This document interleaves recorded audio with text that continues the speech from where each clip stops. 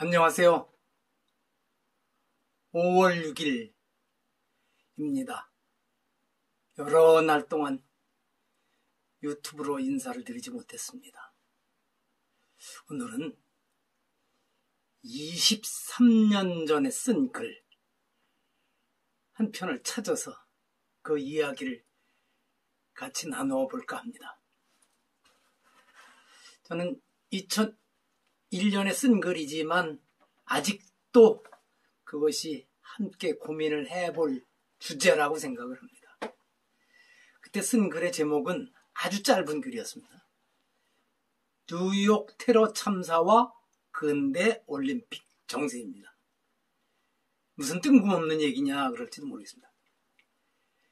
뉴욕의 세계무역센터가 무너져 내리는 장면을 TV에서 되풀이 방영하는 것을 지켜보면서 대개 이슬람 과격주의나 문명의 충돌 정도쯤으로 사건의 원인과 책임을 돌리는 주장들이 쉽게 난무하고 있었지만 저는 그때 뜬금없이 그 책임이 근대 올림픽 정신에 있는 게 아닌가 생각하였습니다. 역사상 어느 일이 발생하든지 누군가가 공이나 책임을 돌리는 것은 늘 있었습니다. 특히 잘못된 일의 경우에는 책임질 사람이나 집단을 꼭 찾아내 희생양을 삼아야 했습니다. 잘된 일에는 숱한 사람이 자기가 그 공로자라고 나서죠. 한 마을이나 작은 군청 소재지쯤에서 벌어지는 일과 달리 지구촌이라고 일컬을 정도로 국제화된 현대사회에서는 이 희생양 만들기 작업도 갈수록 고도화되어 웬만한 사람이면 그렇군 하며 동의하기 마련입니다. 요즘은 2001년 당시입니다. 미국이 주도하고 있는 작업에서도 그런 희생양 작업 냄새가 물씬 풍깁니다. 이제는 우리 말을 안 듣거나 우리 편을 듣지 않으면 적으로 간주하겠다고 엄포까지 하고 힘없고 줏대 없는 나라들은 서로 앞장을 다투어가며 이 대제국에 충성 맹세를 하고 있습니다. 당시 조지 부시 아들 대통령이죠. 적이라고 분명히 선을 긋는 선포를 아주 무섭게 했고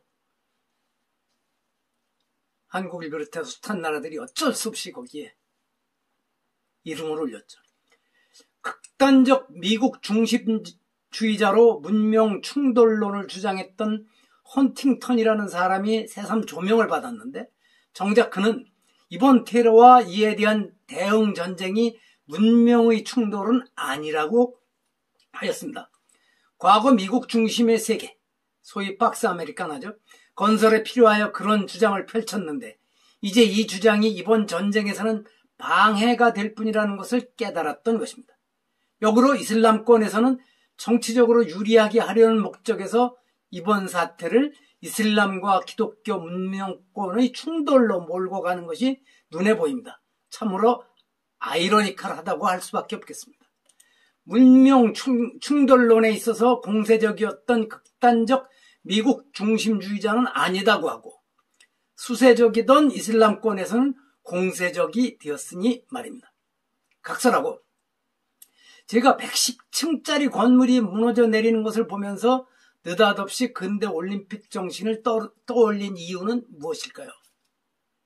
100여 년의 역사를 간직한 근대 올림픽은 더 높이, 더 빨리, 더 멀리를 최고의 덕목으로 내세웁니다.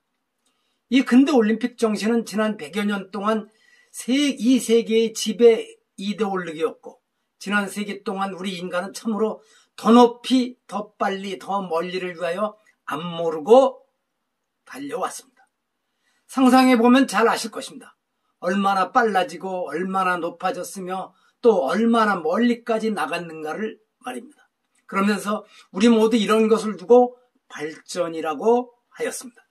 그러나 이 근대 올림픽 정신이 가져온 책임에 대해서는 참으로 무관심하였습니다.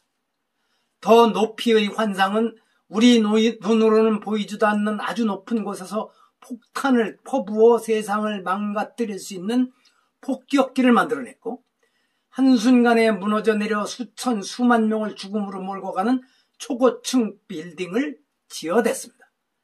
더 빨리를 추구한 결과 통신과 교통이 상상 밖의 속도까지 빨라지면서 인간의 온갖 추악한 일들도 1초를 다투며 온 세상으로 전파되고 있습니다. 최근 몇 년 사이에 겪었지만 코로나를 비롯하여 숱한 질병과 바이러스도 갈수록 더 빠른 속도로 전파되죠. 빨리 달리고 싶은 생각에 산을 깎아내고 굴을 뚫어 넓은 길을 내면서 우리와 함께 온 생명을 이루어야 할 자연은 모두 파괴하고 있습니다. 인간의 질병뿐만 아니라 컴퓨터 바이러스가 엄청나게 빠르게 퍼져나가며 우리가 문명의 성과라고 일컫는 것들을 망치고 있습니다. 이 추세대로라면 영화 속에서 보듯이 바이러스에 감염된 컴퓨터의 오작동으로 세계대전이 일어나 인류의 파멸을 가져오지 않는다고 보장할 수도 없게 되었습니다. 더 멀리를 향한 환상은 수천 킬로미터 이상 떨어진 곳에까지 정확한 지점을 찾아 미사일 공격을 할 수 있게 하였습니다. 심지어 인공위성에서는 땅 위 10cm 범위까지 세분하여 정확한 사진을 찍을 수 있다고 합니다.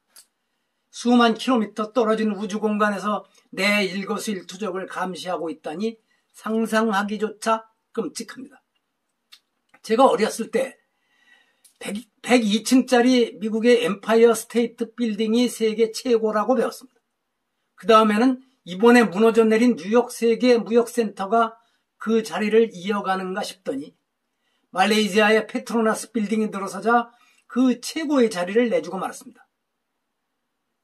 2001년 이 글을 처음 썼을 때 이후로 20년 사이에 훨씬 더 높은 빌딩들이 세계 곳곳에 또 들었습니다. 부처님 말씀처럼 본래 영원한 것은 없는데도 이 평범한 진리를 잊고 있던 우리들 모두 힘든 시련기를 맞이하고 있습니다. 이 시련은 보복이나 증오심으로 헤쳐나갈 수 없는데도 또다시 더 빨리의 환상이 우리 모두에게 서두르라고 닥달하며 전쟁의 공포로 몰아넣고 있었습니다.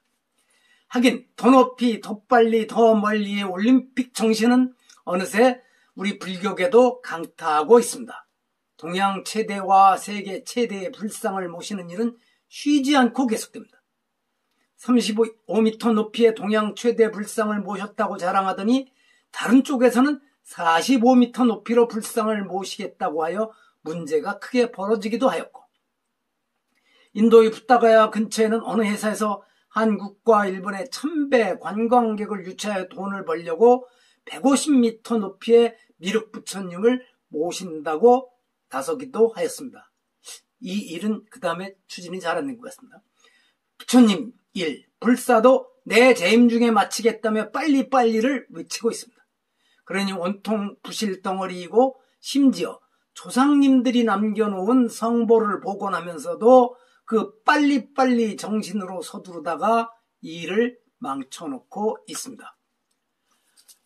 어떤 곳에서도 진정한 부처님의 가르침은 보이지 않고 천민 자본주의에 물든 올림픽 정신만 물씬 풍겨 우리를 안타깝게 만듭니다. 하긴 기독교계도 마찬가지였죠. 브라질 또 어딥니까? 그 서로 세계 최대 예수님 상 세우느라고 경쟁을 했죠. 자, 이것은 2001년 10월 13일에 쓴 글입니다. 좀 현실성이 떨어지는 부분이 조금 있지만 그래도 전반적으로는 여전히 유효한 이야기라 오랜만에 한번 말씀드려 봅니다. 자, 여기서 마칩니다. 들어주셔서 감사합니다.